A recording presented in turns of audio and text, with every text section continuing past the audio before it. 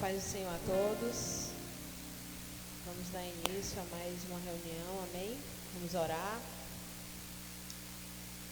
Meu Deus, meu Pai, Senhor, queremos te dar graça, Senhor, por este momento, por estes dias, Senhor, por essa reunião, Deus. Queremos te agradecer, Deus, porque podemos estar aqui, Senhor, reunidos com o único propósito de te adorar, de te cultuar, Senhor, de te render adoração, de te render louvores, gratidão, Pai, por tudo que o Senhor tem nos proporcionado, por tudo que o Senhor fez por nós, por tudo que o Senhor vai fazer. Nós queremos te agradecer, Pai. Ó Deus, e não somente agradecer com palavras, Pai. Queremos nos derramar totalmente diante de Ti, Senhor, e não somente nas reuniões, que não seja uma coisa superficial, Pai. Nós queremos entregar toda a nossa vida no Teu altar, Senhor. Ó Deus, nós queremos realmente viver aquilo que o Senhor tem para nós. Nós queremos viver, Senhor, os Teus projetos, os Teus propósitos, Pai. Ó Deus, não somente de palavras, mas de ações, Pai. Nós queremos, Senhor, realmente derramar a nossa vida diante de Ti. Nós queremos realmente abrir mão de tudo, Pai. Abrir mão do nosso eu, das nossas vontades, Pai. E nos derramar diante de Ti, Senhor, e poder declarar com verdade, Senhor, com autenticidade, Pai, que nós somos Teu, que nós pertencemos a Ti, Senhor. Ó Deus, que o Senhor decreta os Teus preceitos para nós, que o Senhor nos dá um destino, que o Senhor nos guia, Senhor, e nós vamos pela Tua palavra, e nós cumprimos as Tuas ordenanças, Pai. Ó Deus, nós queremos declarar isso não somente com palavras, mas nós queremos viver isso. Ó Senhor, nós queremos ter uma vida no Teu altar, uma vida derramada aos Teus pés, uma vida, Senhor, de dedicação a Ti, de dedicação ao Teu reino, Pai. Aonde nós formos, aonde nós botarmos os nossos pés, Senhor, que a Tua glória venha resplandecer em nós, que venha transbordar a presença do Teu Espírito em nós, e que as pessoas possam ver, Pai, ó Deus, sem nem a gente falar, que as pessoas possam Te sentir a paz que o Teu Espírito pode dar, Pai, através de nós. É isso que nós almejamos, Pai. Ter uma vida de integridade contigo. Ó Deus, uma vida inteira aos Teus pés, derramada diante de Ti, Senhor. Ó Pai, que isso venha nos incomodar de tal forma que nós venhamos sair do nosso comodismo. Ó Deus, que nós venhamos verdadeiramente abrir mão das nossas vontades. Ó Deus, e que nós venhamos Te buscar de forma incessante, que nós venhamos Te buscar cada vez mais, e que nós não venhamos nos sentir saciados de Ti. Ó Deus, que a nossa sede por Ti venha aumentar cada vez mais, que a nossa fome por Ti venha aumentar cada vez mais. Ó Senhor, e que nós venhamos sentir a necessidade de estar perto de Ti, de estar ali nos Teus pés, e de Te sentir próximo, Pai. De Te sentir ali perto de nós, de sentir a Tua presença. Porque é a Tua presença, Pai. É a Tua presença quem nos sustenta. Oh Senhor, é a Tua presença, Pai, que nos ensina, Senhor, a dar um passo de cada vez e caminharmos em direção ao Teu reino. Oh, aleluia. Aleluia, aleluia. Vamos louvar o nome do Senhor, amém? Aleluia, Deus.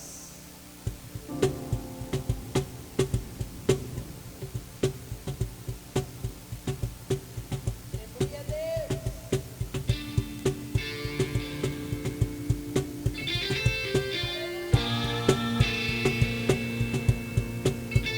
Nós pertencemos a Ti, Senhor.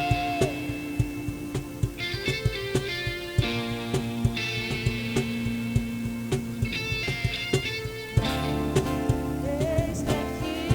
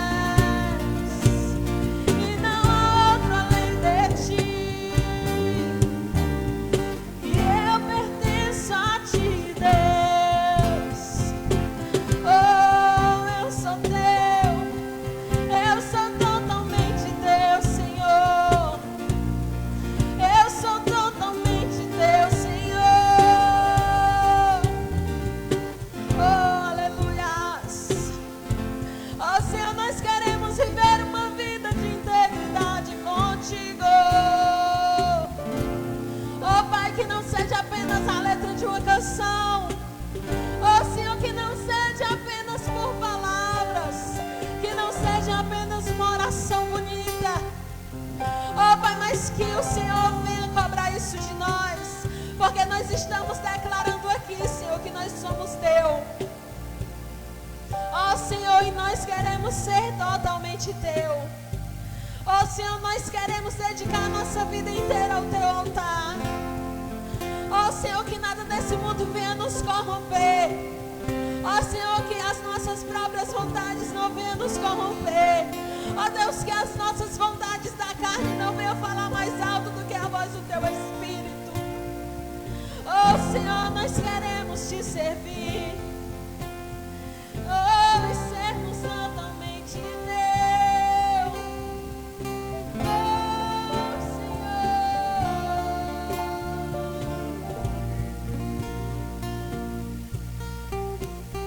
Eis-me aqui com os braços bem abertos.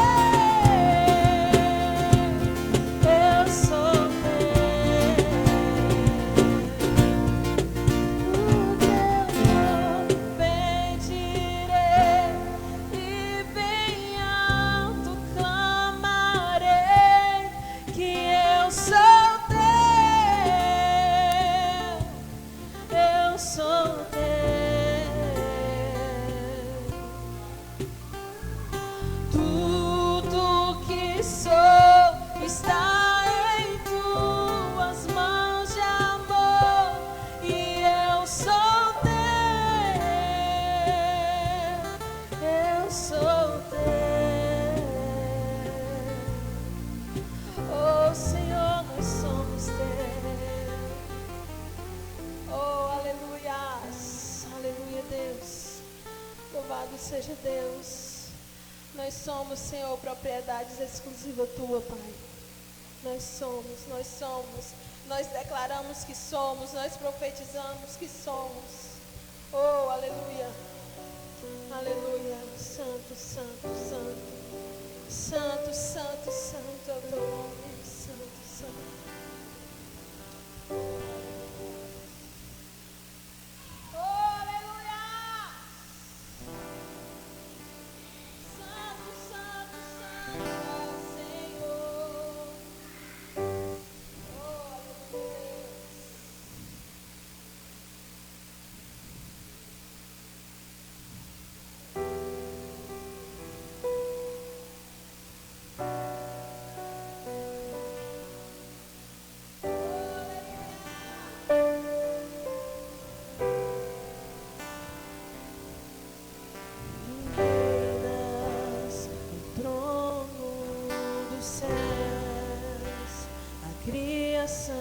Se prostra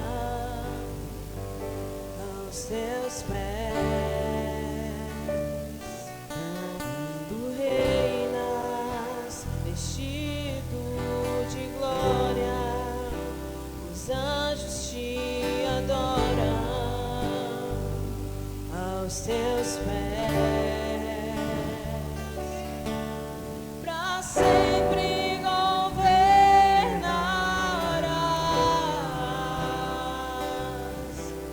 teu reino não passará.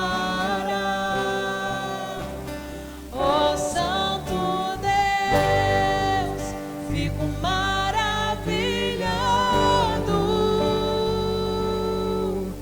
Tu és muito mais do que eu possa expressar. Ó Santo Deus, quebra o vaso de alabastro. Sob o Deus que sabe me maravilhar.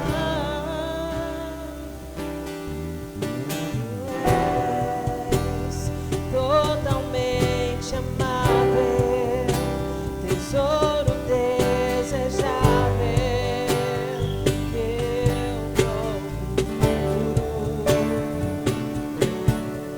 Tu és fogo apaixonado, eu sou do meu amado, tu és meu, pra sempre governarás,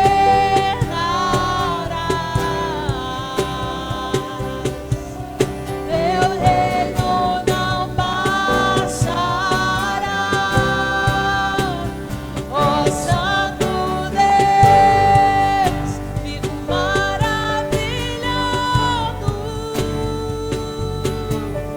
Tu és muito mais do que eu possa expressar. Ó Santo Deus, quebra o vaso de alabastro. Sob o Deus que sabe me maravilhar. Ó Santo Deus, fico maravilhado. Tu és muito mais do que eu possa expressar. Ó Santo Deus, quebra o vaso de alabastro. Sob o Deus que sabe me maravilhar.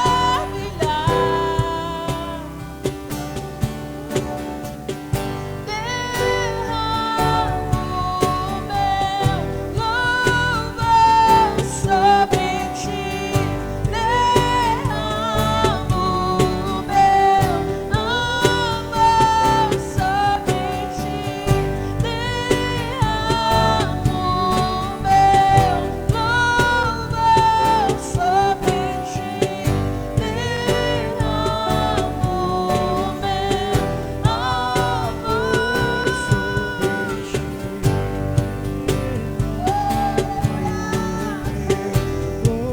Oh Deus, nós nos derramamos totalmente a ti.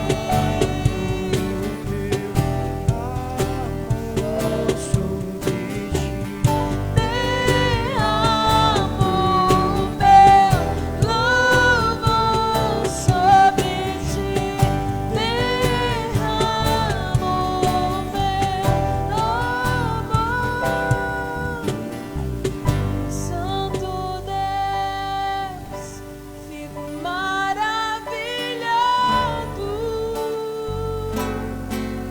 Tu és muito mais, oh, muito mais. Oh, Santo Deus, oh, céu, não importa o preço, não importa o preço da adoração. O Senhor pagou o preço. Oh Senhor, não importa o que tenhamos que renunciar, porque o Senhor renunciou ao seu filho. que eu possa expressar. Oh Santo Deus, Quebra o vaso de alabastro. Tu és muito mais do que eu posso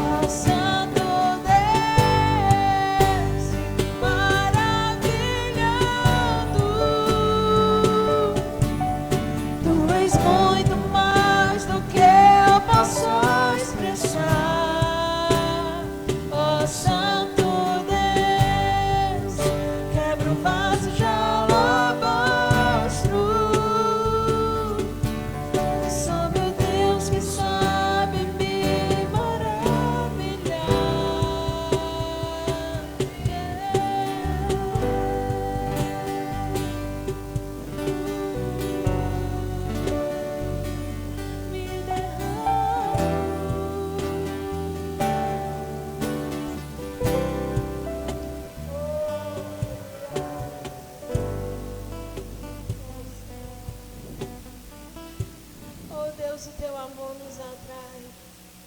O teu amor nos atrai para ti, Senhor. Oh, santo, santo, santo, santo. Santo, santo, santo. Oh, Deus, o teu amor nos motiva. Nos motiva, Senhor. Nos motiva, Senhor, a deletar o nosso eu e correr para ti. E correr para ti, Senhor.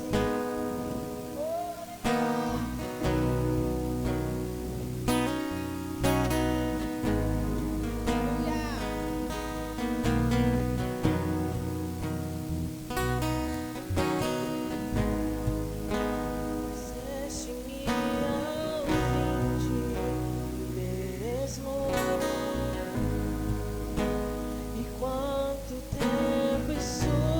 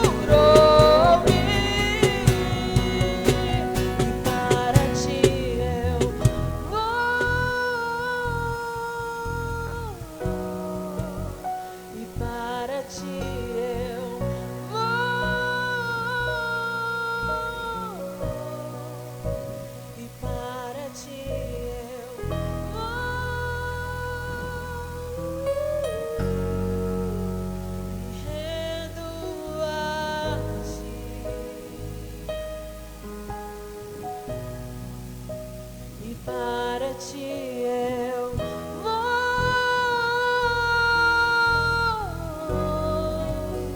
e para ti eu vou,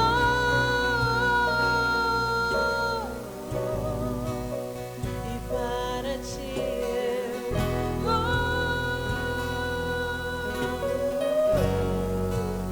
me rendo a ti.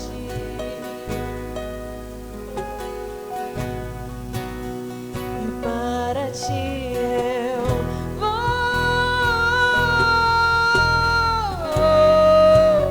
e para ti eu rendo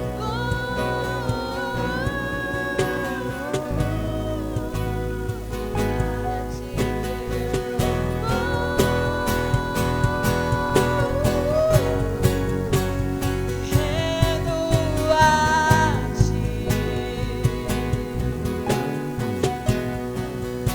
e para ti eu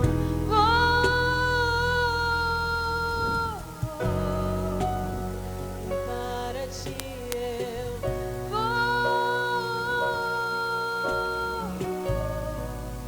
e para ti eu vou, me rendo a ti.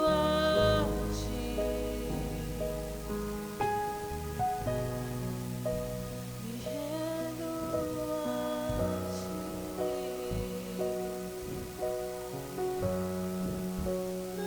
Nada tem teu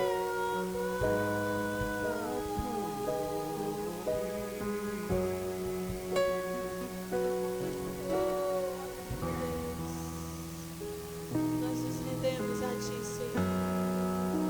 Nós nos rendemos a ti, Senhor. Nós nos desfazemos, Senhor, de nós mesmos. E nós corremos para ti.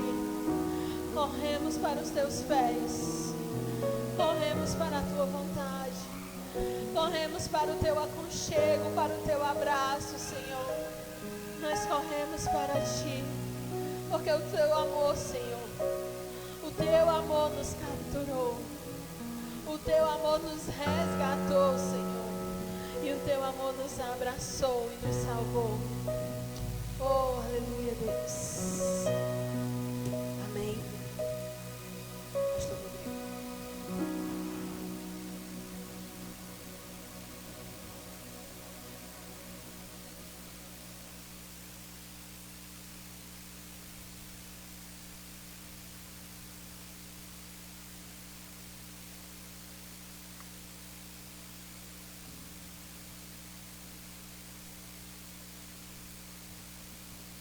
Glória a Deus.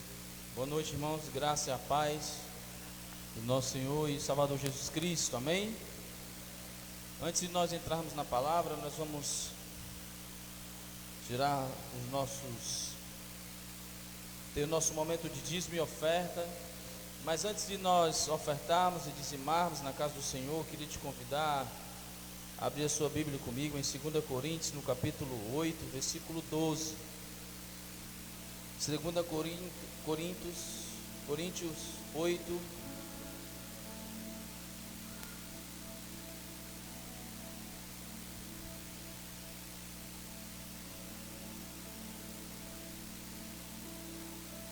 Coríntios 8, vamos ler o 10, amém?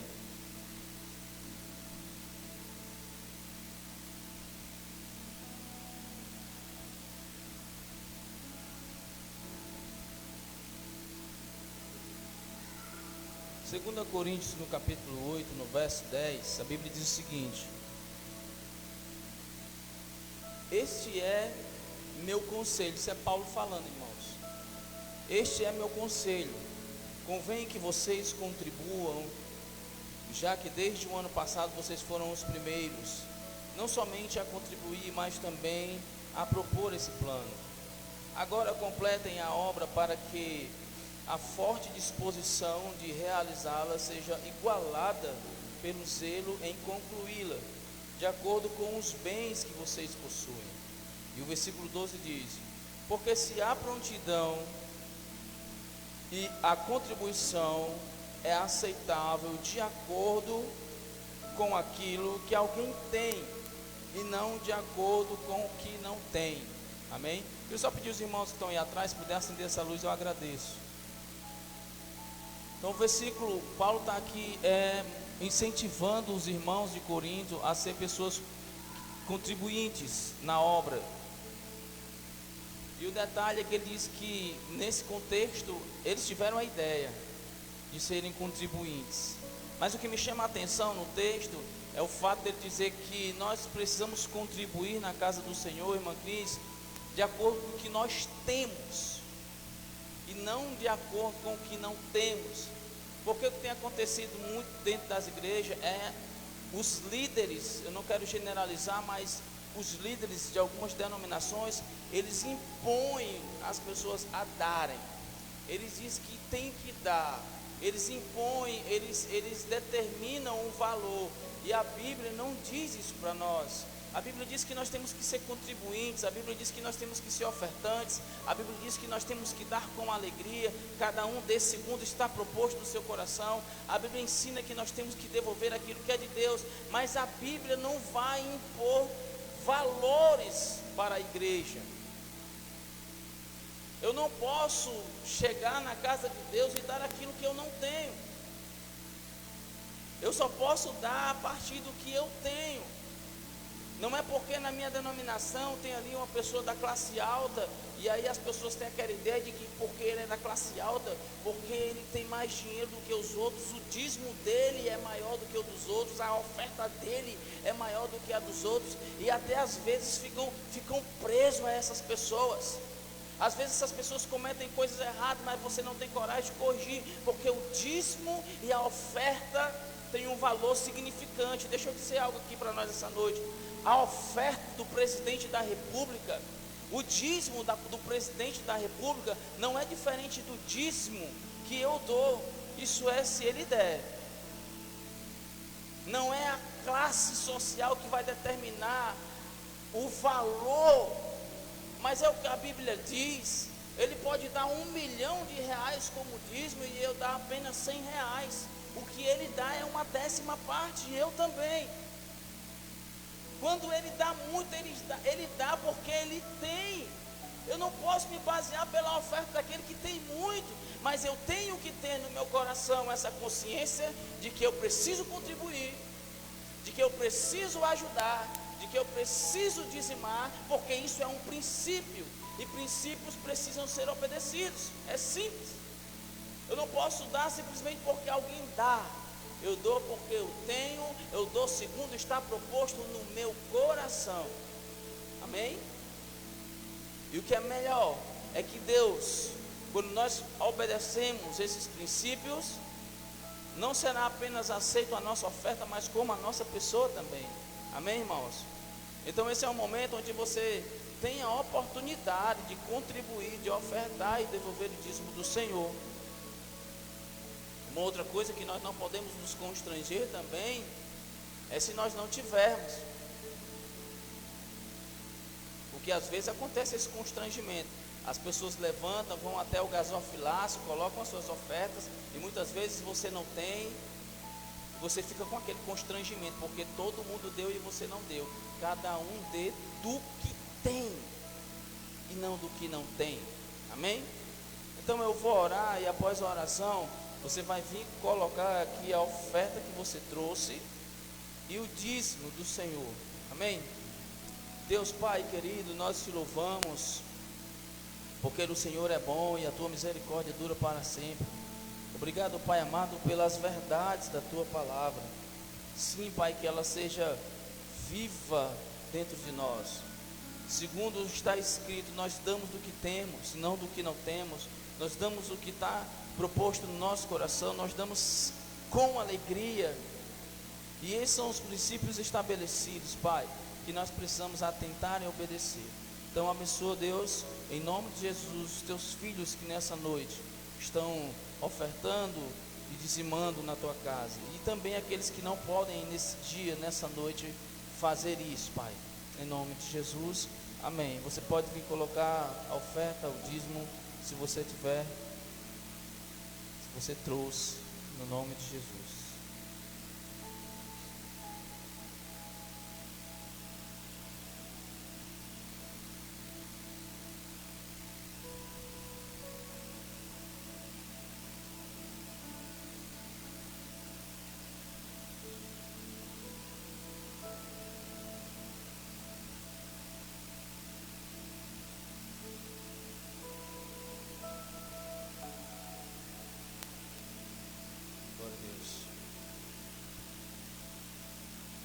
quero pedir a você que pegue a sua Bíblia aí mais uma vez e a abra na Epístola de Paulo aos Romanos.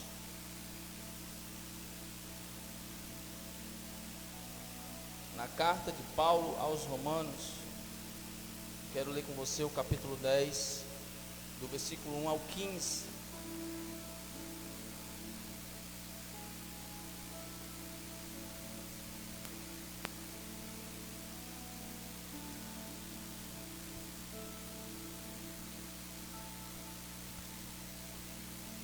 Romanos 10, do versículo 1 ao 15.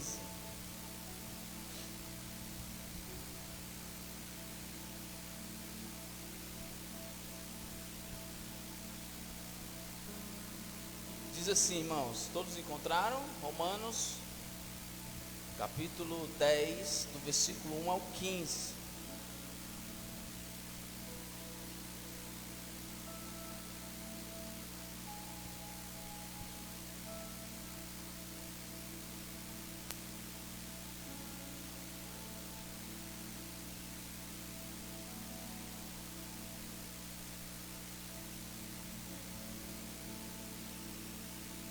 Podemos ler? Fica bem depois de Atos dos Apóstolos. Lucas, João, Atos, Romanos.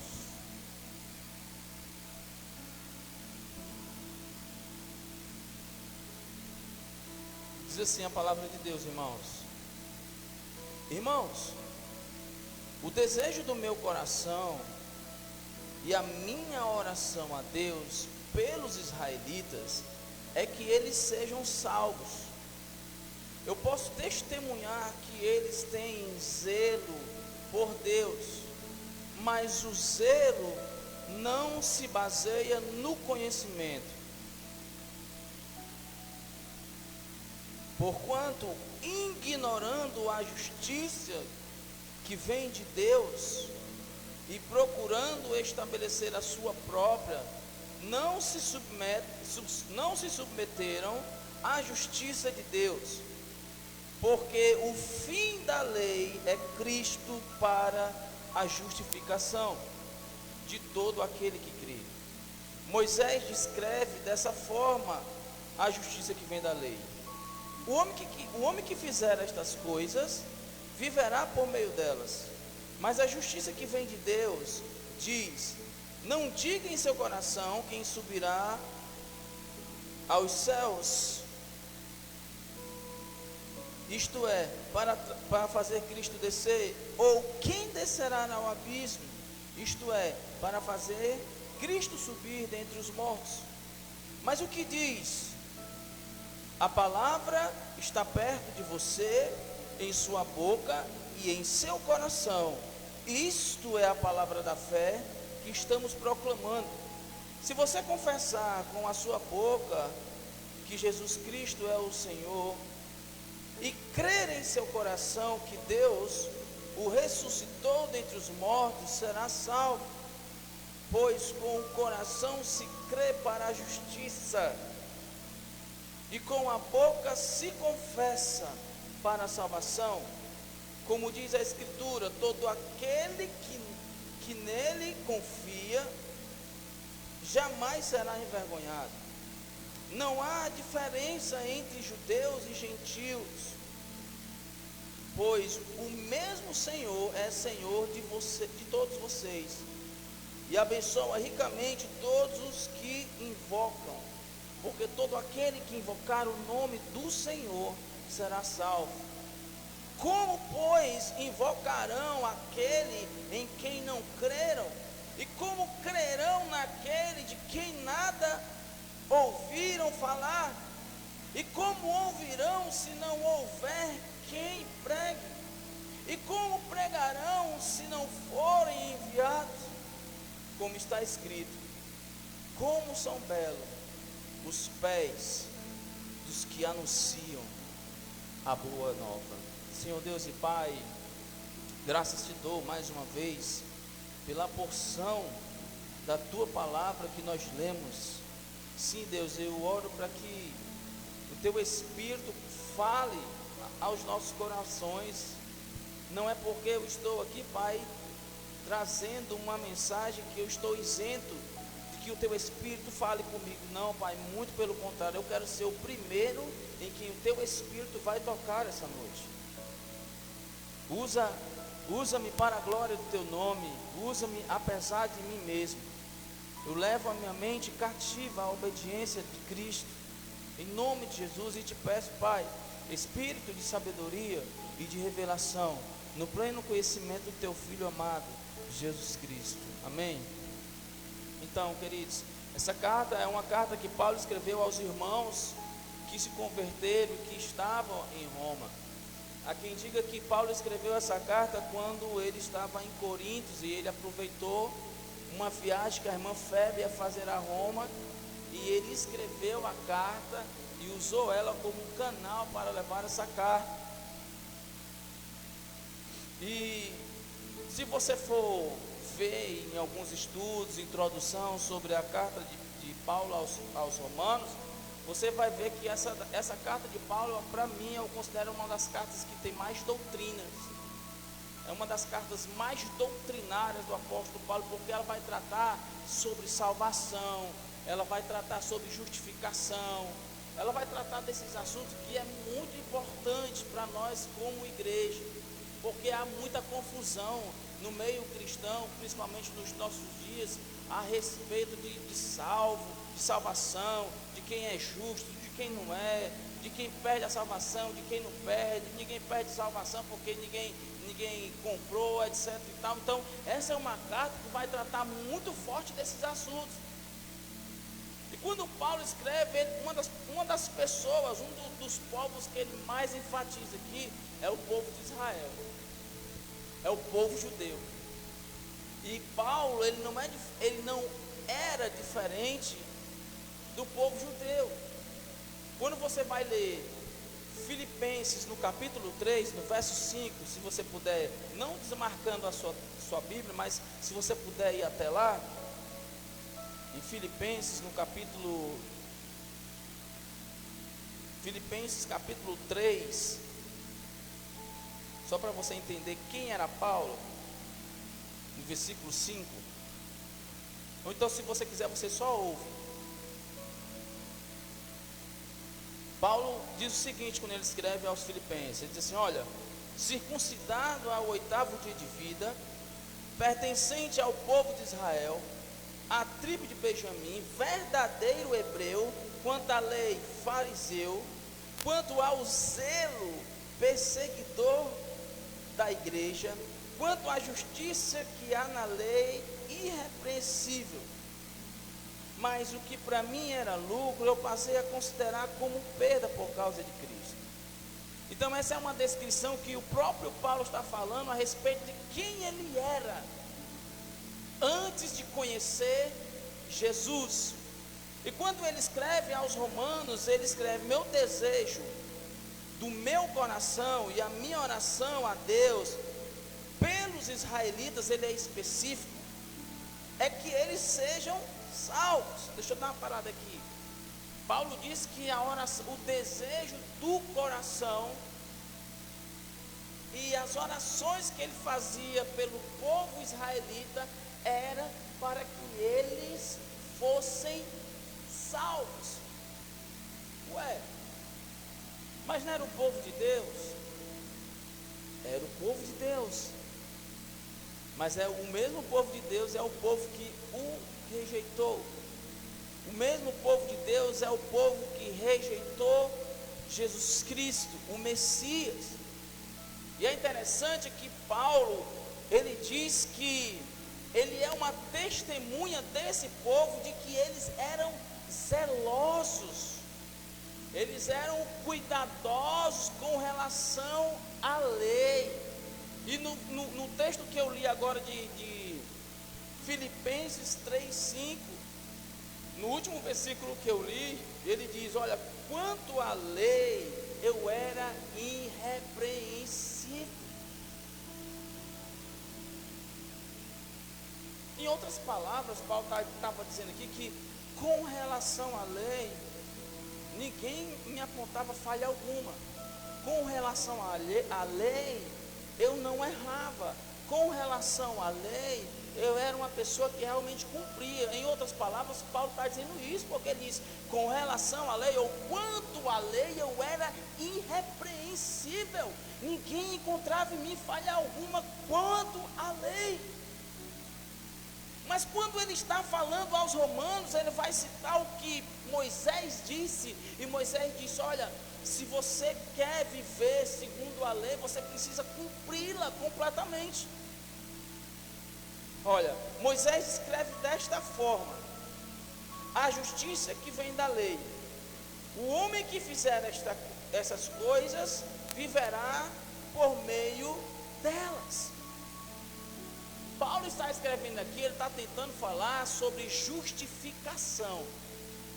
Ele fala sobre dispensação, mas ele fala também sobre justificação. Mas só que ele não leva em conta tudo aquilo que ele era. Ele vai dizer no texto que eu li de Filipenses que tudo aquilo que ele era antes de Jesus, que ele considerava importante, depois de um encontro com Jesus, depois que ele teve a consciência de que ele foi salvo, não por seus méritos, não por aquilo que ele era, não por aquilo que ele fez, depois que ele teve essa consciência, ele vai dizer que ele considerou como perda, por causa de Cristo. Paulo está querendo dizer aqui, é que os israelitas eles jamais iriam conseguir ser justificados por meio da lei de Moisés. Porque o próprio, se vocês querem ser justificados, vocês têm que viver toda ela. E eles não, irmãos, eles não conseguiam viver segundo a lei. Era impossível ele viver segundo a lei.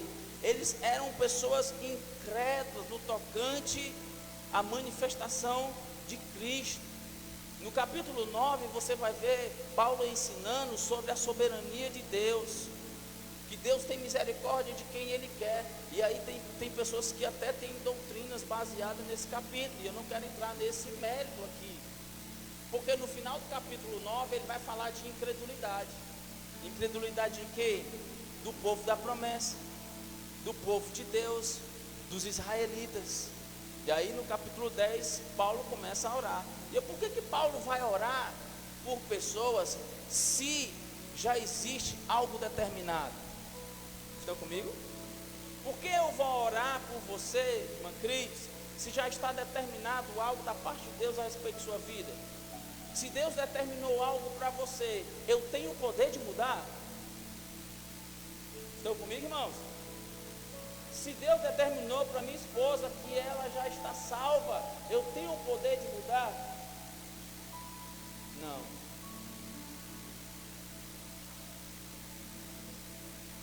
Não tenho o poder de mudar. Então nós precisamos entender algo aqui antes que eu dê continuidade. A soberania de Deus, ela é inquestionável. Deus é Deus independente de eu acreditar nele ou não. Às vezes acontecem outros questionamentos nas nossas vidas.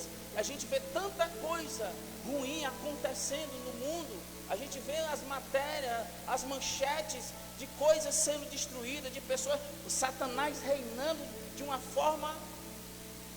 E às vezes as pessoas se perguntam, por que Deus não destrói logo tudo? Porque Deus estabeleceu algo e esses princípios não vão ser quebrados. Não é porque Ele não tem poder para destruir, é porque está estabelecido. E Ele não vai quebrar princípios. Mas quando chega nesse texto que nós estamos lendo, nós precisamos entender uma coisa.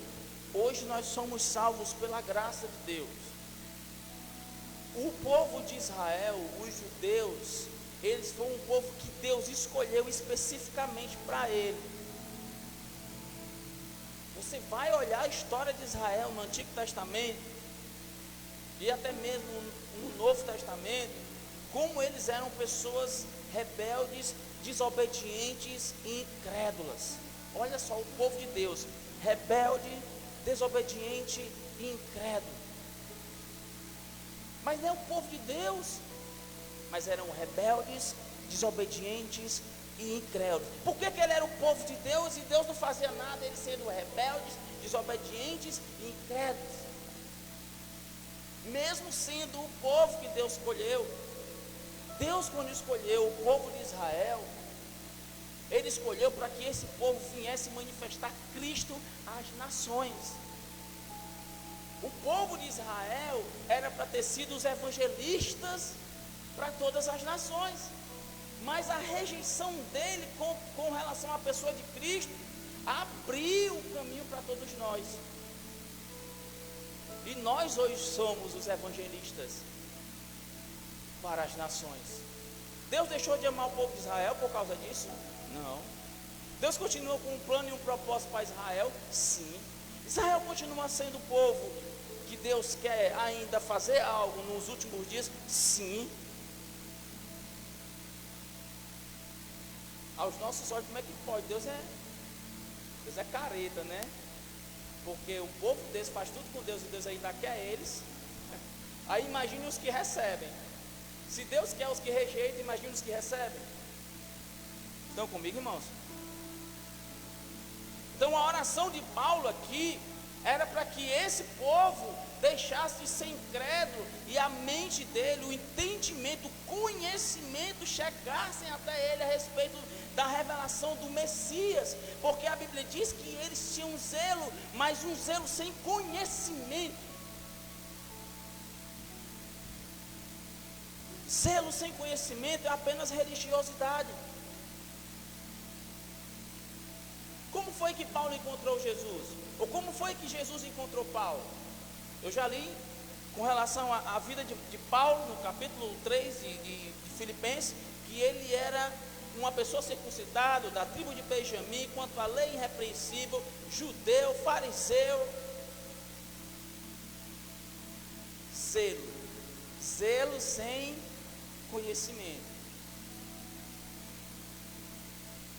Perseguidor da igreja. Mas um certo dia Paulo vem, ele pede autorização para ir até Damasco. Para ir até Damasco, aprisionar cristãos, prender cristãos, matar cristãos, torturar cristãos. E chegou um dia em que Jesus precisou se manifestar para ele. Porque Jesus é claro quando diz: Saulo, Saulo, por que me persegues? Ele não diz por que persegue o meu povo, ele diz por que me persegue. Não é interessante? E ele entendeu que o zelo dele era só uma religiosidade, e que verdadeiramente Jesus é que era a razão da salvação. Jesus é que era a própria salvação. E a partir desse momento ele muda o curso da vida, ele muda a sua forma de pensar, ele muda a sua forma de agir, ele passa agora a crer. E esse crer, ele não está conectado com o que eu penso, mas ele está conectado com o meu coração. O crer não vem do nosso pensamento, o crer vem de dentro. Quando ele entendeu isso, foi preciso Jesus se manifestar para ele crer por dentro, porque até então ele só tinha uma teoria, que era um zelo, que ele está achando que através daquilo ele ia ser justificado diante de Deus. E agora nós estamos escutando Paulo aqui dizendo que é impossível ser justificado pela lei. A lei não foi dada para justificar ninguém. A lei, ela foi dada para você entender que se você não cumprir aquilo, você peca, e se você peca, você está fora. A lei veio só revelar que você peca, que você precisa ter cuidado. A lei, ela foi manifesta como um freio, não para justificar. Porque a justificação, ela vem pelo crer em Cristo, na obra redentora de Cristo. Por isso Paulo vai dizer no versículo que, olha só como é interessante o que Paulo vai dizer. Moisés descreve desta forma. Só um minuto.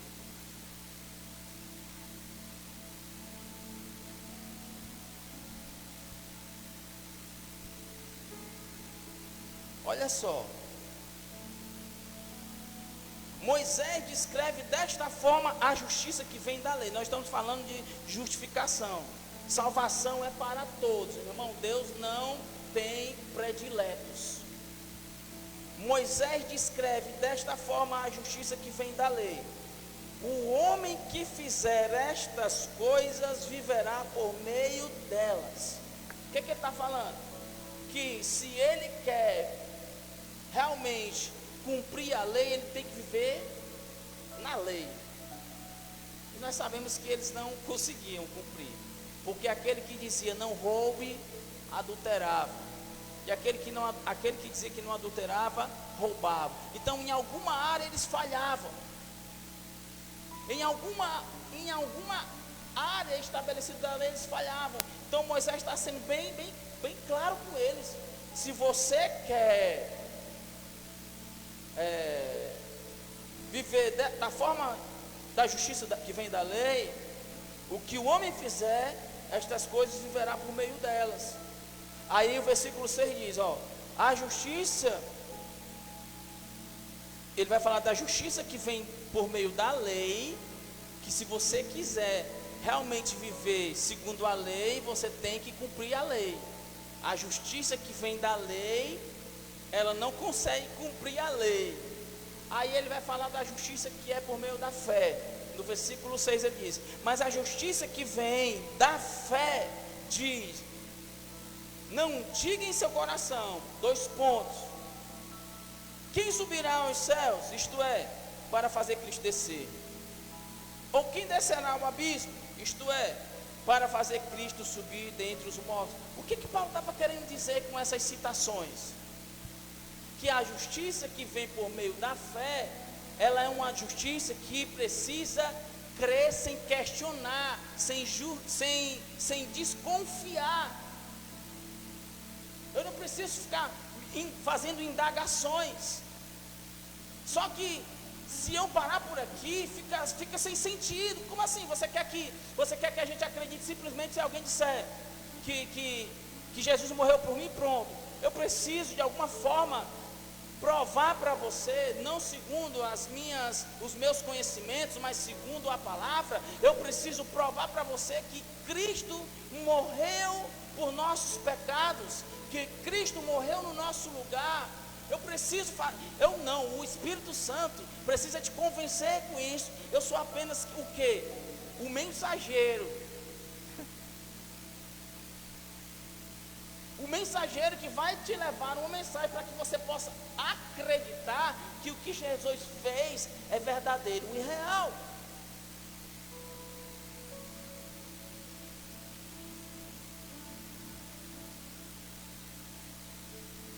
Aí o versículo 8 ele diz, mas o que ela diz?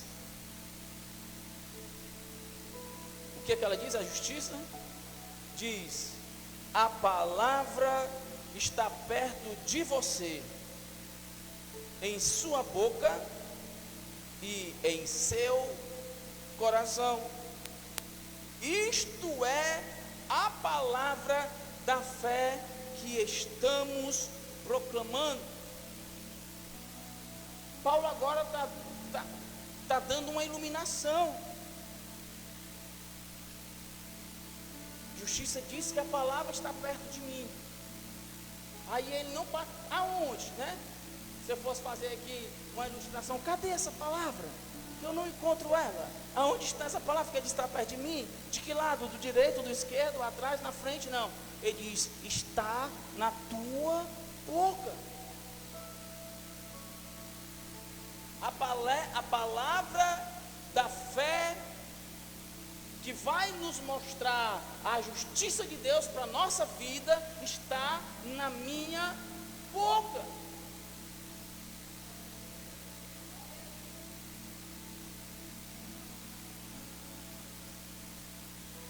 Aí ele diz, como eu já li, está em sua boca e em seu coração. Você percebe que há uma conexão, quando ele fala boca, ele está falando daquilo que nós falamos. Você precisa entender essa conexão daquilo que nós falamos. Irmã Cris, tudo aquilo que nós falamos está em conexão com o nosso coração. Se tem pessoa que só sabe falar palavrão, é porque o coração dela está cheio disso. Se você vê cristão que ainda fala palavrão, é porque o coração dela ainda está cheio disso. Se você vê um cristão que só fala em ódio, em raiva, em vingança, é porque o coração dela está cheio disso. Porque a nossa boca tem essa conexão.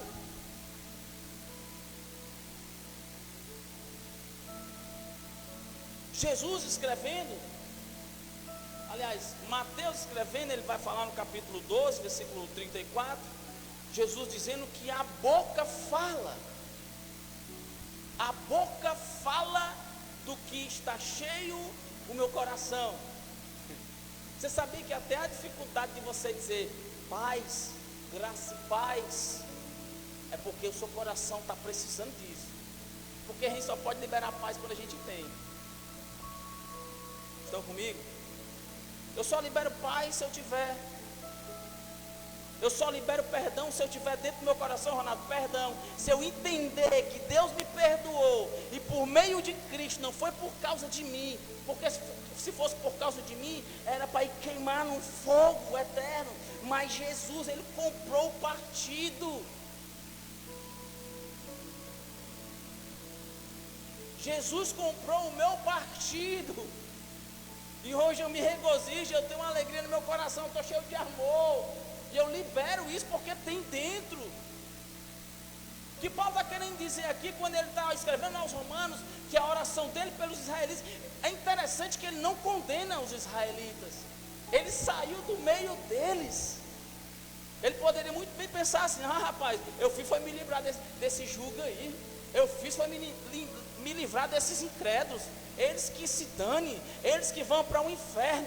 Não, ele disse, olha, a minha oração e o meu desejo pelos israelitas é que eles sejam salvos. Em outras palavras, Paulo está dizendo, há esperança para esse povo de Deus. E ele começa a descrever para nós a justiça, Vitor, que vem pela fé e não pelas obras. Não é o que eu faço. Eu posso ajudar todos os pobres da minha cidade. Eu posso dar esmola a todos os pobres da minha cidade. Eu posso fazer o meu serviço de ação social. Eu posso direcionar para ajudar todos os pobres. Isso não vai me salvar. Eram os israelitas, eles achavam que por tanto zelo, por tanto cuidado com a estrutura, com as obras carnais, isso ia fazer com que movesse o coração de Deus com relação a ele. E o que Paulo está dizendo é: tira o teu cavalo da chuva.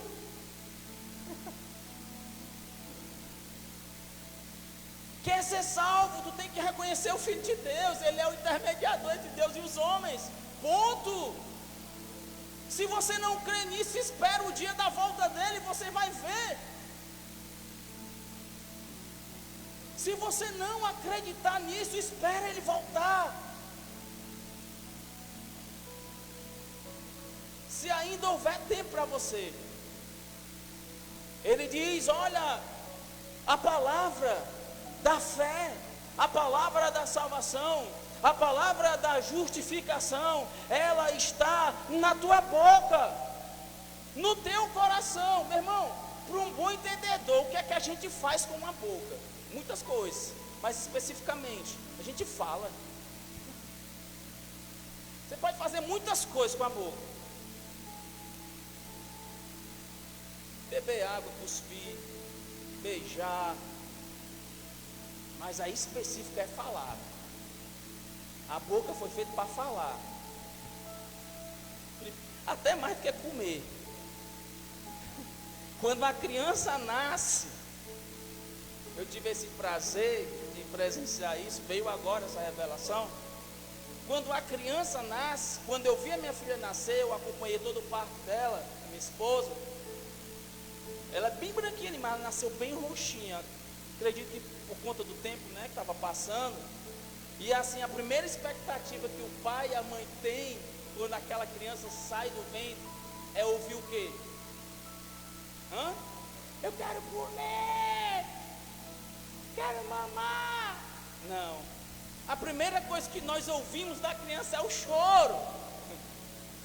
É a forma que ela tem de falar. É as primeiras palavras da criança, é o choro, irmão.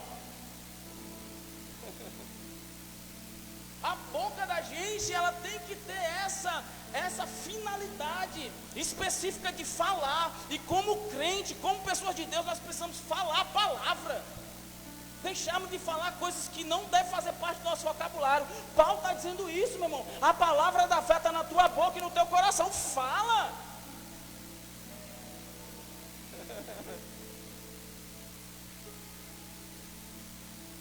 Olha só o versículo 10. Pois com o coração, versículo 9. Se você confessar, Paulo está falando de salvação. Lembre do que eu estava lendo no início. Ele estava falando que a oração e o desejo dele era que os israelitas fossem salvos. Ele está falando de salvação. Ele está falando de justificação. Não apenas do povo judeu. Ele está sendo específico com o povo judeu, meu irmão. Mas essa palavra alcançou a nossa vida, alcançou o nosso coração. Então não se sinta isolado, isento de receber a palavra. Não se sinta excluído de receber essa palavra que Paulo escreveu aos Romanos. Ele diz: olha, se você confessar com a sua boca que Jesus é o Senhor. Quem que é o Senhor? É Moisés que é o Senhor? É a lei que é o Senhor? É Abraão que é o Senhor? É Josué que é o Senhor? É Davi que é o Senhor? É o rei Salomão que é o Senhor? É Elias que é o Senhor? É Eliseu que é o Senhor? É Adão que é o Senhor? É Noé que é o Senhor? Quem mais? É José que é o Senhor? É Jacó que é o Senhor? É Isaac que é o Senhor? Ele diz: não, se você confessar. Eu estou falando de nome de pessoas da lei, que foram pessoas que foram referenciais da antiga aliança, mas nenhum deles estão acima de Jesus. Paulo faz questão de dizer: olha, se você não confessar que Jesus é o Senhor, todos os outros que vieram antes dele só fizeram a ponte para ele. Todos os outros que vieram antes dele foi o degrau para ele. Se você confessar que Jesus Cristo é o Senhor e crer em seu coração que Deus o ressuscitou dentre os mortos, será salvo. Olha que forte. Ele diz: a palavra da fé está perto de ti, na tua boca, no teu coração. Agora ele vem falar de confissão. Se você crer, confessar que Jesus Cristo é o Senhor. Confessar, como é que a gente confessa, irmão? Confessa assim, né? Não, confesso com a boca. E onde é que eu creio? É no coração. Essa confissão que a Bíblia fala, está falando de reconhecer, de aceitar. Quando ele diz: se você confessa com a sua boca, você está dizendo, em outras palavras, eu aceito, eu o reconheço. Confissão aqui está relacionado a isso. Se eu o reconheço, se eu o aceito, na minha mente, né? É? Na alma? Não. Onde é? É no coração. Se eu o aceito, ou seja, se eu o confesso, se eu o reconheço, se eu o confesso, eu sou salvo. Você consegue entender que não é pelo que eu faço, mas pelo que Ele fez, e eu reconhecer o que Ele fez? Essa é a condição. É por isso que nós não podemos limitar o agir de Deus. É por isso que nós não podemos questionar Deus. Nós não podemos questionar a sabedoria, a soberania de Deus, mas também nós não podemos questionar o que Deus faz. Porque tem pessoas limitando Deus. Tem pessoas determinando quem vai e quem não vai morar com Deus. E eu tenho particularmente, irmão, com toda a minha ignorância, ou com todo o conhecimento que eu tenho, que não é muito, eu tenho dificuldade de entender. O Espírito Santo ainda não me convenceu dessa limitação. Porque, irmão, se já existe, eu quero que ninguém me interprete mal, por favor. Se já existe carta marcada da parte de Deus, e eu nem tenho certeza que eu sou uma carta marcada, está repreendido em nome de Jesus, mas de repente eu não seja uma carta marcada, e eu passo a minha vida toda me dedicando ao Senhor. Eu sei que não é pelo que eu faço, mas eu estou me dedicando ao Senhor. Eu creio que Ele existe, eu creio no que Ele fez por mim. Gente, eu estou aqui porque eu acredito no que Ele fez. Se eu não acreditasse no que Jesus fez pela minha vida, eu sou sincero em dizer, estar aqui não é perder tempo não, mas eu não estaria perdendo meu tempo aqui. Eu estaria fazendo o que eu gostava de fazer. Mas quando eu entendi que alguém deu a vida por mim, se sacrificou por mim, e por causa dele eu estou aqui, irmão, e eu não acreditar nisso, e eu achar que eu estou sendo enganado, não, Deus não está limitado. Quando João escreve no capítulo 3, versículo 16, Deus está dizendo lá, Deus amou o mundo, e o mundo aí não é o globo, o mundo aí não são as coisas, o mundo aí que ele fala é as pessoas. Deus não deixou ninguém de fora. Ele disse, eu amei o mundo, em outras palavras, as pessoas, de tal forma, ou seja, de uma forma que você não vai encontrar no dicionário, seja lá qual for, da face da terra, uma definição que descreva a intensidade desse amor. Porque Ele nos amou de tal forma que deu. Ele não pediu nada em troca, Ele deu. Ele olhou para você, Felipe, eu te amo, eu vou enviar meu filho por você. Ele deu o que Ele tinha de melhor. Aí eu volto para a oferta. A gente dá do que a gente tem, não é do que não tem. A gente dá segundo está no nosso coração. Deus, segundo o coração de Deus, o que Ele tinha de melhor era o filho. Eu vou dar. Eu tenho, eu vou dar. Sabe o que eu vejo? É Deus todo tempo buscando ter relacionamento conosco. Mas algumas pessoas não entendem isso. Não se vê pessoas capazes de estar diante de Deus, não por sua capacidade capaz, no sentido de entender o que Jesus Cristo fez por você. Quarta-feira eu falei aqui sobre a presença de Deus, que somos nós que levamos a presença de Deus. A arca lá atrás representa hoje nós. Se o Espírito Santo está dentro de nós, é a presença que está dentro de nós, e aonde eu for eu levo.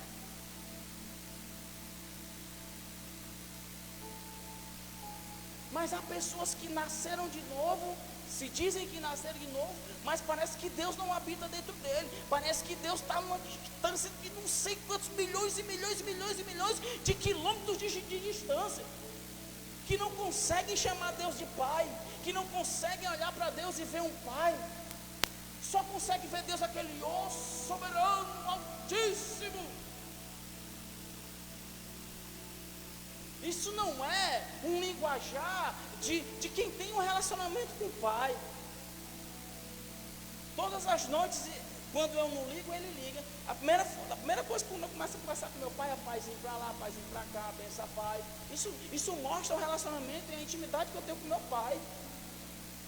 Nós, como os filhos de Deus, nós precisamos ter essa intimidade, essa afinidade. Paulo não para por aqui. No versículo 10 ele diz, olha, pois com o coração se crê para a justiça. Olha só, ele voltando lá ao ponto da justiça. Com o coração se crê para a justiça, e com a boca se confessa, reconhece, aceita a respeito da salvação. Porque a salvação, ela é um assunto que parece historinha de quadrinhos para muitas pessoas. Elas não conseguem entender o que Jesus fez. Você acredita que tem pessoas que acham que Jesus é apenas um personagem como esses da Marvel? Infelizmente tem gente que pensa assim, que espera chegar aquela época em que as TVs vão lá divulgar aqueles filmes da Paixão de Cristo e ver aquilo, chora e tal. Mas não passa daquilo. Irmão, a gente precisa entender de uma vez por todas que Jesus Cristo, ele é real. Uma das coisas que Paulo vai falar aqui no texto que eu li é que Deus o ressuscitou dentre os mortos. Para um bom entendedor, o que ele está querendo dizer, gente, Jesus está vivo.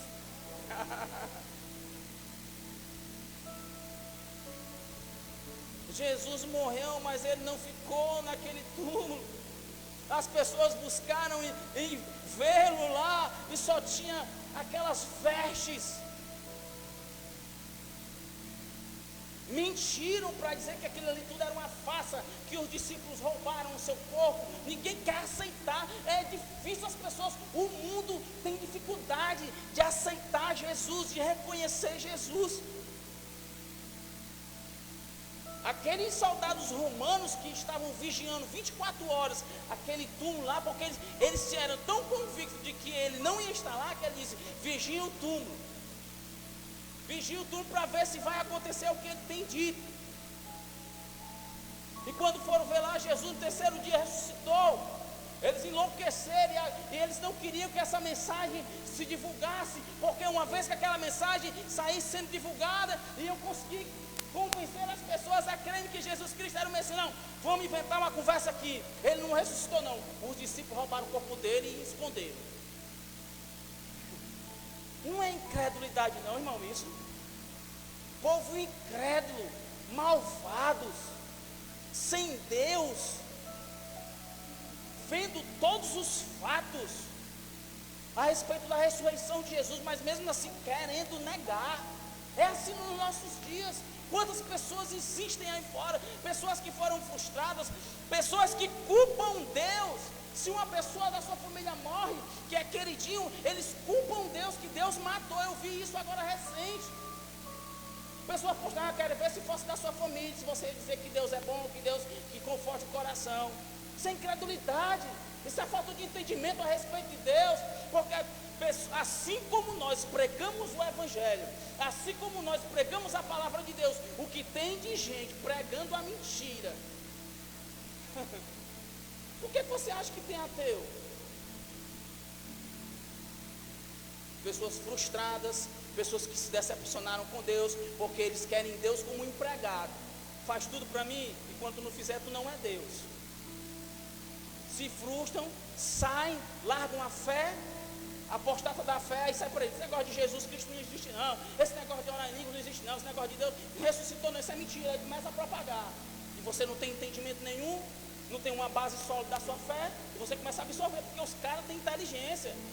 Os caras que falam mal de Deus, os caras que falam mal de Jesus, eles são qualquer doidinho não, eles são altamente inteligentes, intelectuais, falam palavras persuasivas, ao ponto de convencer você. Infelizmente, Paulo estava combatendo isso. Meu irmão, creia. O crer é por dentro, você precisa acreditar nisso para você ver, você precisa acreditar. O problema das pessoas é que elas querem ver o resultado logo. Ah, se eu ver, eu vou acreditar. Mas o que Paulo está dizendo, não, creia no coração,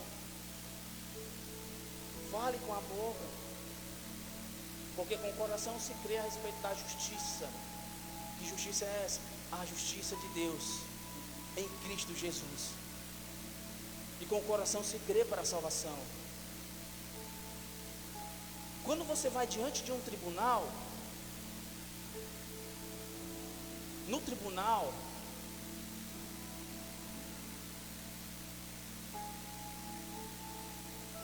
eu vou ilustrar algo aqui para você entender. Não está na Bíblia, eu estou ilustrando. Quando você vai diante de um tribunal, vamos usar o nosso exemplo. Nós somos réus, ou nós éramos, né? Nós éramos, mas no exemplo nós somos. Amém? Nós somos réus, e por conta do que alguém fez, no caso Adão fez, eu estou condenado juntamente com ele, porque eu faço parte da mesma espécie. Então por causa dele toda a espécie está condenada, julgada, destinada para o inferno. O tribunal está isso, já está certo, a sentença está certa, todo mundo está condenado. Mas aí aparece quem tá julgando é o juiz. Quem vai bater a sentença é o juiz. Quem vai bater o martelo é o juiz. Está condenado, está absolvido. Mas aí, antes de terminar o julgamento, tem o réu, o juiz, tem a defesa, tem os acusadores, né? Satanás está lá no meio. Sem ilustração, viu, irmãos? Está na Bíblia não. Satanás está lá no meio do tribunal, apontando, acusando, e o juiz ouvindo tudo, as acusações, mas de repente o advogado de defesa se levanta, ó. Quem é o advogado de defesa? É Jesus. E diante daquelas acusações, eles fizeram tudo isso. Ele roubou, esse matou, aquele adulterou.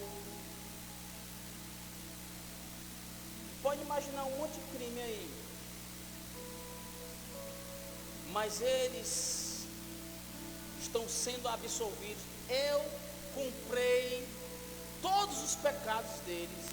Eu estou assumindo a culpa deles. Eles estão agora sendo justificados. Eles não têm culpa alguma, porque toda a culpa que eles têm, eu estou trazendo para mim e eu os declaro inocente diante do juiz. Sabe, o assunto daquele advogado de defesa é tão forte, é tão verdadeiro, que há uma persuasão, há uma concordância com aquele juiz, e o juiz bate o martelo dizendo: olha, estão absolvidos. Foi o que Jesus fez por nós. Nós não éramos nada, estávamos condenados ao inferno, estávamos literalmente condenados, mas quando Deus disse que Ele veio para nos salvar, Ele veio para nos tirar daquele lamaçal de pecado, Ele veio derramar o seu sangue, Ele veio nos justificar, e agora não por causa das minhas obras, mas pela obra redentora dEle, eu estou limpo.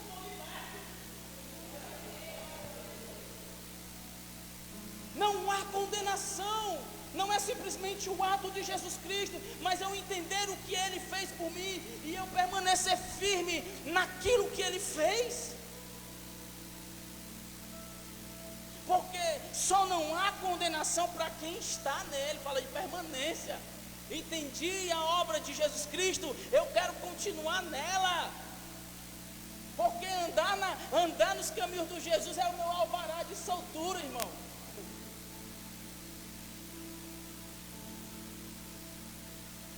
Andar no caminho de Jesus é dizer que eu estou livre dos meus pecados, dos meus erros. Isso isenta que eu não erre mais, não, mas eu entendo que eu preciso andar nesse caminho e eu vou evitar cometer os erros que eu cometia antes.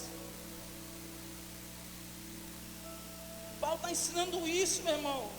Paulo está dizendo, meu irmão, para os israelitas, para os irmãos romanos, que eles precisam ser salvos, porque a forma que eles vivem, mesmo sendo o povo de Deus, não vão levar para Deus. Eles precisam ser justificados, não pela lei, porque eles não conseguem viver pela lei, mas entender a justiça que vem por meio da fé em Cristo Jesus. Reconhecer isso, propagar isso, porque ele diz, esta é a palavra que nós propagamos, que nós proclamamos.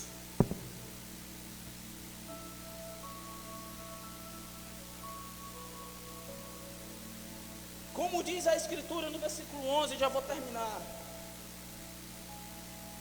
Todo aquele que confia, olha só, isso aqui é uma resposta. O versículo 11, ele é uma resposta do versículo 6 e 7. Por que você diz isso, Rodrigo? Que o versículo 11 ele é uma resposta mais clara do versículo 6 e 7. Porque quando você lê o versículo 6 e 7, você vai ver que isso é uma citação do Antigo Testamento. Mas a justiça que vem da fé, olha só, a fé ela não duvida. A fé ela não questiona. A fé ela não desconfia. Por isso que ele fala disso. A justiça que vem da fé. Porque a fé não questiona, a fé não duvida, a fé não desconfia. A fé é dentro. Quando Deus viu que a terra estava sem forma e vazia, havia trevas, Deus olhou assim e disse, eu não vou botar o meu filho aqui numa bagunça dessa. Não, eu vou preparar um ambiente bom para ele. Haja luz, houve luz, haja os luminares, haja água, separação, porção seca, sabe, a vegetação. Ele preparou um ambiente. Agora eu vou chamar a existência do meu filho. Pegou lá daquilo que já tinha, juntou aquele barro, fez aquele boneco, e olhou o boneco, fez aquela coisa sem sentido, e Deus não faz nada sem sentido. Deus faz tudo perfeito, e não está faltando algo aí. E a mensagem, eu estou ilustrando, viu, irmãos? E a mensagem dele era, nós vamos fazer o homem a nossa imagem, conforme a nossa semelhança. Isso aqui não é a nossa imagem conforme a nossa semelhança. Quando ele sopra, o boneco toma vida. Agora está melhorando as coisas. Deus trouxe a existência pela palavra. Deus declarava e acontecia. Então não houve dúvidas. Ele está dizendo, olha, mas a justiça que vem da fé diz, não diga em seu coração quem subirá aos céus, isto é, para trazer Cristo e descer, ou quem descerá ao abismo, isto é, para fazer Cristo subir dentre os mortos. Ou seja, não pode existir em nós esse tipo de questionamento, porque a fé não duvida, a fé, ela crê, ela chama a existência. Quando você vai ler Hebreus 11, que é a fé? É a certeza das coisas que não são.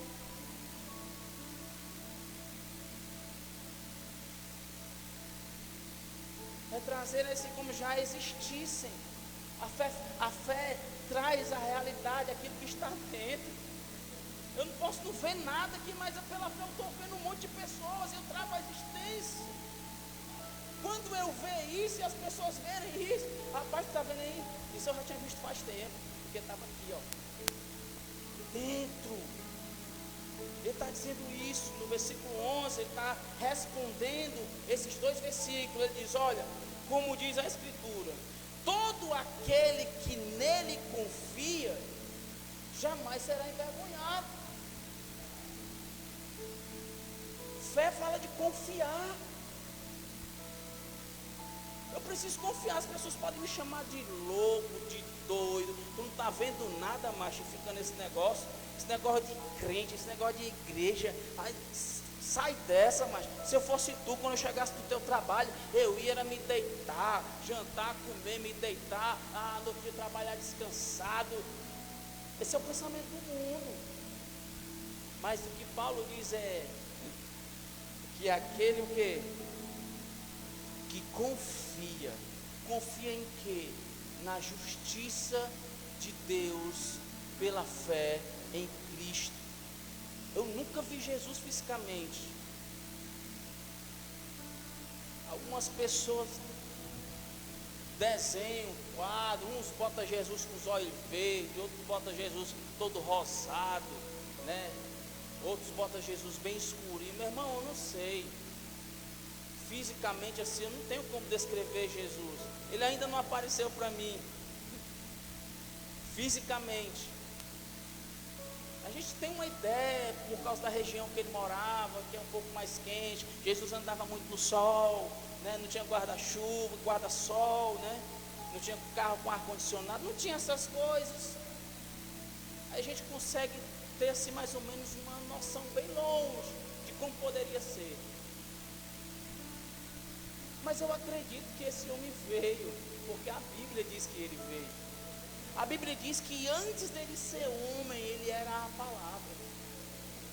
Aquela palavra que eu acabei de falar, haja luz e houve luz. Haja porção seca e houve.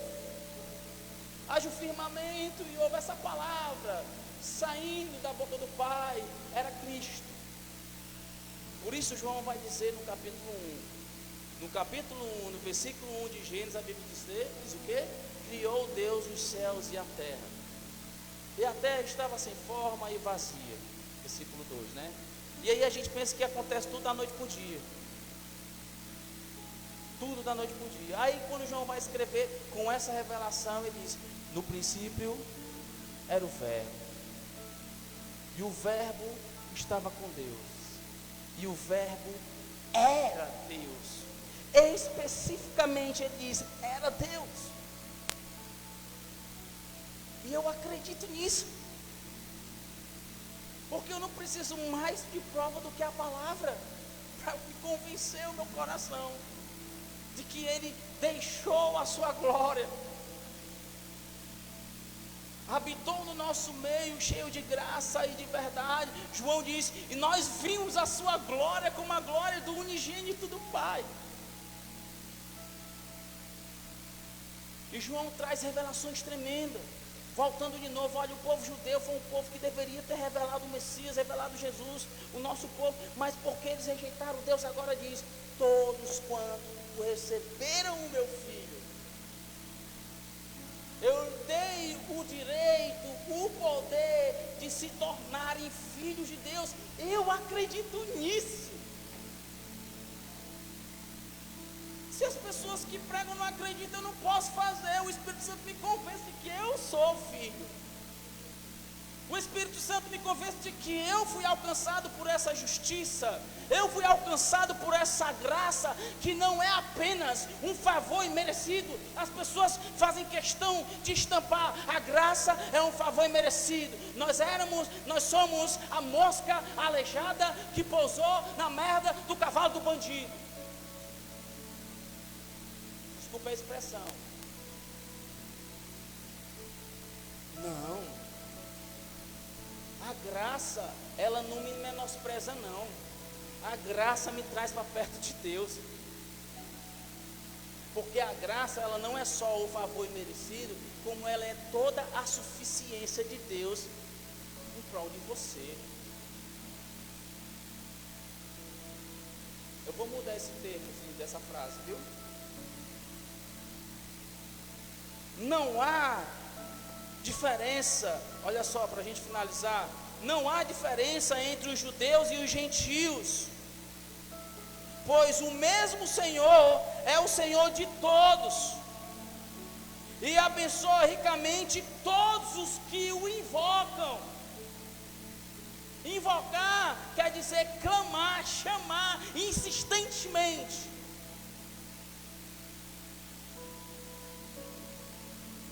Porque todo aquele que invocar o nome do Senhor será salvo. Quando ele fala todo aquele que invocar, ele está falando é qualquer pessoa, assim ele queira. Isso fala para mim que eu tenho a minha liberdade, cara. Deus enviou Jesus para morrer por toda a humanidade. Às vezes eu passo, vejo nas esquinas, ou em alguns locais as pessoas se drogando, outras se prostituindo, né?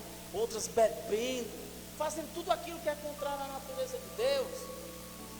E muitas pessoas, quando olham para essas pessoas, ao invés de ter assim um sentimento de compaixão, tem um sentimento de condenação. Morre logo, desgraçado, vai para o inferno. Não é esse. O sentimento da gente tem que ser de compaixão.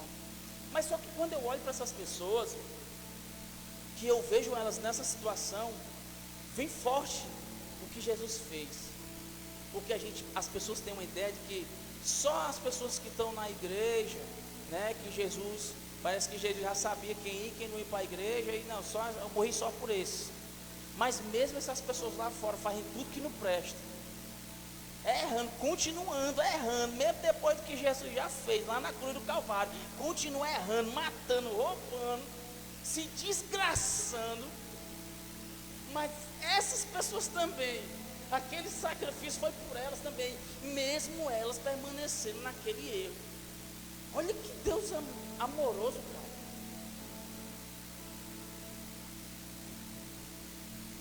Porque tem gente que diz assim, se eu fosse Deus, tinha acabado com tudinho já, né?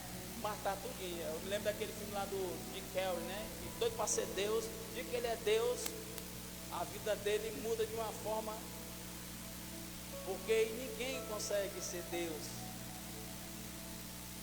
Deus é alfa, é ômega, ele é o início de eternidade em eternidade. Ninguém muda o caráter de Deus. Deus é imutável. Você jamais pode fazer, se eu fosse Deus eu fazia assim. Por isso que você não é e nunca vai ser. Estão comigo, irmãos?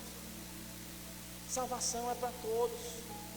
No dia em que entender o plano de salvação para a minha vida, como eu entendi, eu jamais vou me sentir uma pessoa condenada e nem tampouco aceitar pessoas que querem me induzir ao fracasso.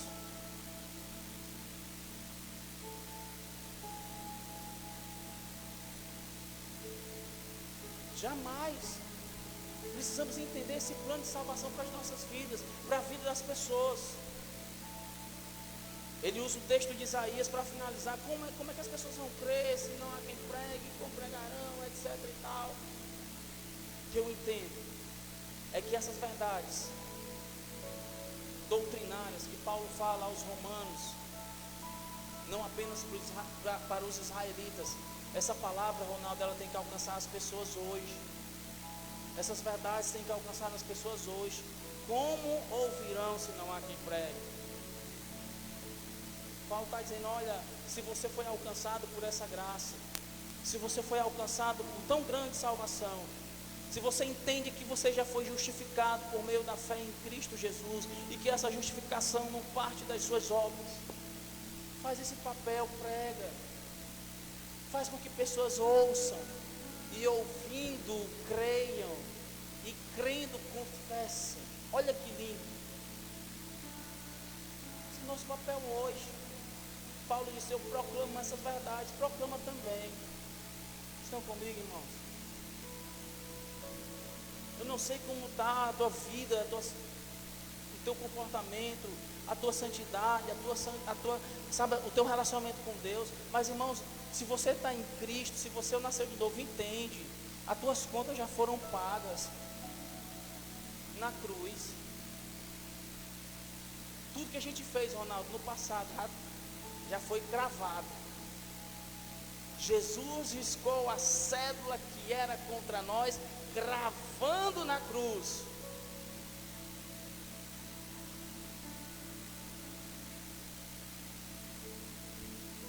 Humanamente falando, ninguém é digno, mas cristamente falando, nós somos dignos de estar diante de Deus. Eu não posso lembrar do meu passado, dos meus erros de outrora. Eu não posso deixar essas coisas afetarem a minha vida. porque senão eu não vou conseguir viver aquilo que Cristo conquistou para mim na cruz. Ah, mas você fez isso, fez aquilo, tal. Fiz, você está sendo bem categórico, eu fiz, não faço. Fiz é passado, já foi. É agora, daqui para frente, como eu vou me comportar diante de Deus, como eu vou viver, o que eu vou falar, qual é o meu linguajar. Eu vou ter dentro de minha palavra para falar para as pessoas, para elas ouvirem, crerem e confessarem.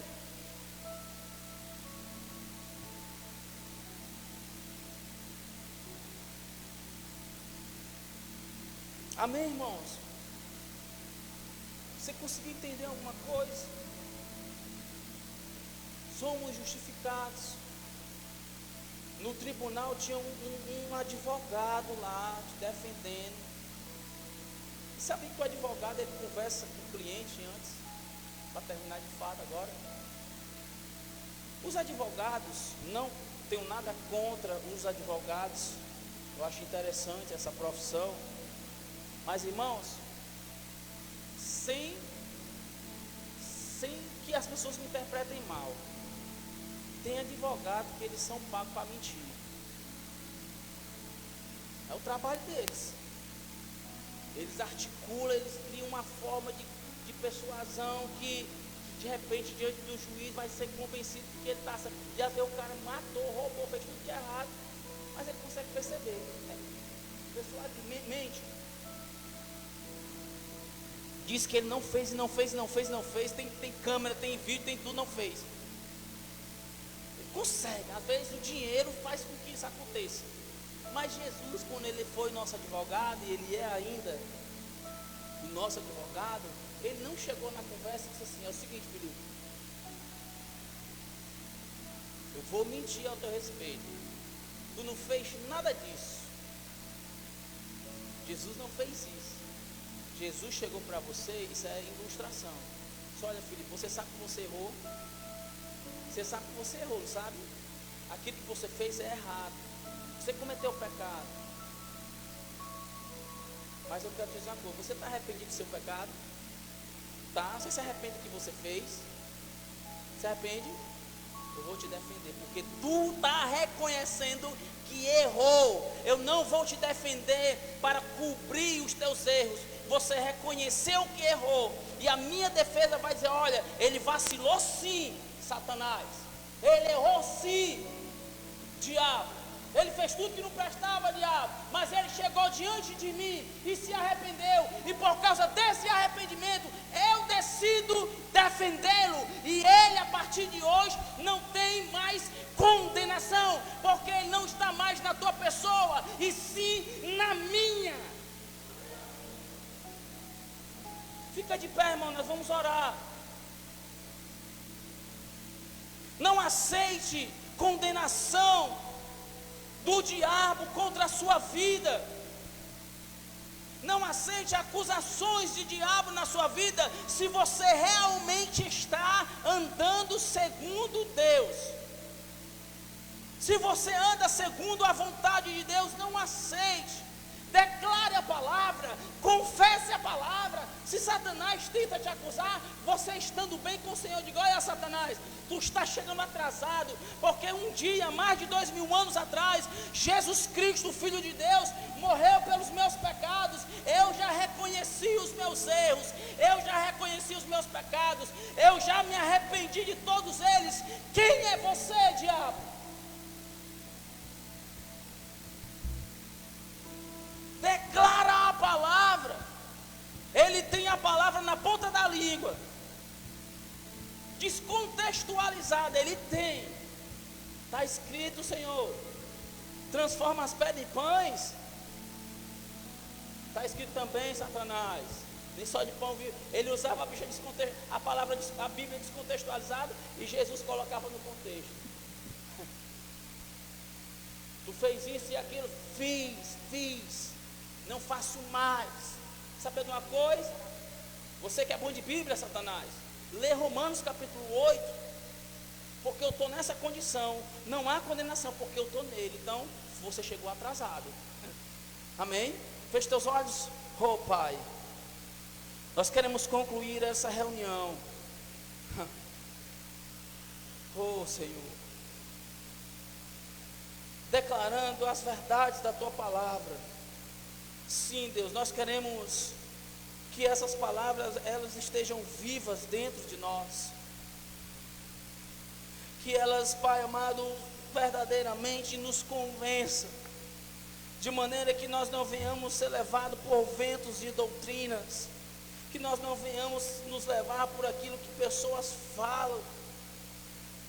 O apóstolo Paulo, ele é bem enfático, Pai, em falar que a nossa justificação, ela não vem por aquilo que nós fazemos, porque aquilo que nós fazemos não tem poder nenhum de justificar as nossas vidas, mas aquilo que o Teu Filho amado fez na cruz do Calvário, foi o suficiente para andarmos na luz. Se andarmos na luz como Cristo na luz está, somos um com Ele, temos comunhão com Ele. Xerequeteremas. Oh Senhor,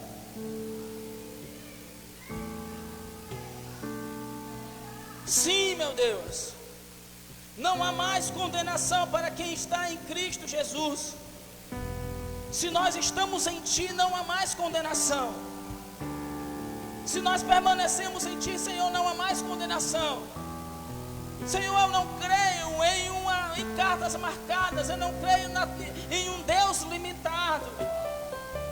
Não, Deus, o Senhor enviou Teu Filho para morrer por toda a humanidade, até mesmo aqueles que ainda continuam fazendo o que é errado, estão inseridos nesse pacote. O que falta nessas pessoas é aceitarem, reconhecerem, confessarem que Jesus Cristo é o Senhor, para a glória de Deus Pai.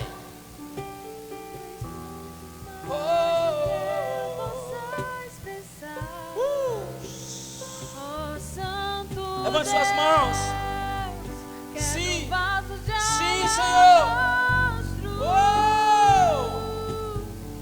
Sobre o Deus que sabe me maravilhar. Sim, Deus. Oh, Santo Deus, fico maravilhado. Oh, Senhor. Tu és muito mais do que eu possa expressar. Oh, Santo Deus, quebra o vaso de alabastro. Sobre o Deus que sabe me maravilhar. Somos, sim, Deus, somos Teus filhos. Somos Teus filhos, filhos amados do Senhor, filhos amados do Senhor. Sim, Senhor.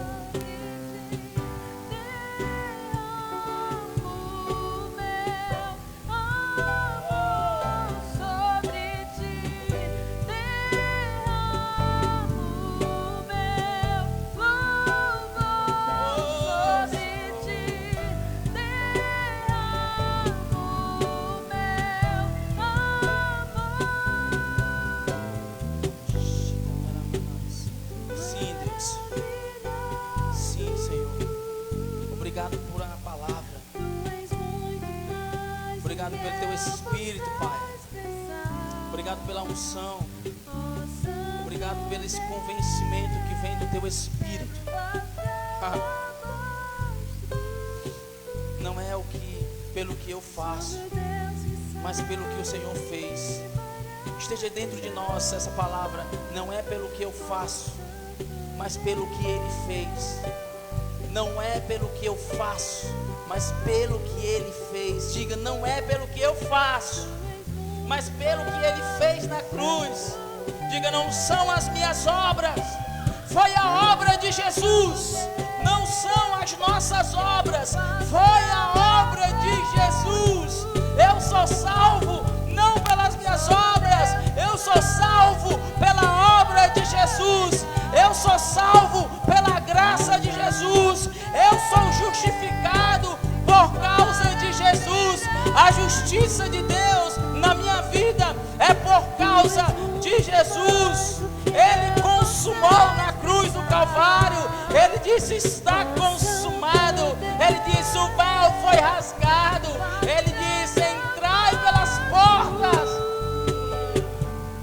Sobre o Deus que sabe me Se querem balaba suíderes, rabagandoro chorou querer pra mambrahas. Sim, Pai.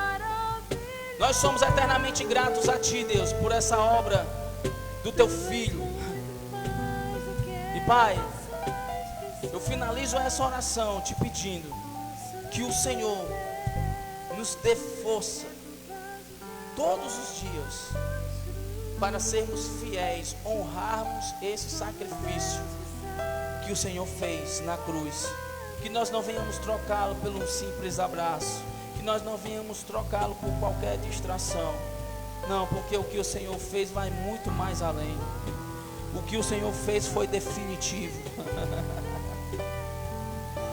E eu preciso, eu dependo, eu necessito permanecer nesta redenção, nesta obra de Jesus. E eu confesso, Pai, que se o Teu Espírito não estiver comigo, que se o Teu Espírito não estiver conosco, nós não conseguiremos. Mas eu sou grato porque o Teu Espírito habita dentro de nós. Amém, queridos? Amém? Deixa eu dar só um aviso. Olha, quarta-feira nós temos culto nesse lugar às 19h30. Toda sexta-feira nós estamos tendo intercessão. Eu não vou dizer que é um culto como nós estamos fazendo aqui agora, porque quando as pessoas chegam, a gente tem uma pequena reflexão, e aí nós fechamos a porta, apagamos as luzes e vamos nos ajoelharmos aqui. Então eu quero convidar você para toda sexta-feira, se você puder estar conosco, venha, aberto para todo mundo. Não é só as pessoas que lideram a igreja, todo mundo pode estar presente nessa oração, certo? Tem sido muito bom, a gente tem crescido em oração. Então não deixa de vir, amém? Se você pode estar conosco, vem. E é isso mesmo, quarta culto, sexta nós temos a oração, amém? Pai, te damos graça mais uma vez, nos leva para casa debaixo da tua unção poderosa, que o amor do Pai, a comunhão e a doce consolação do Espírito Santo de Deus seja com cada um de nós em Cristo Jesus. Irmão, vão em paz, tenha uma semana abençoada.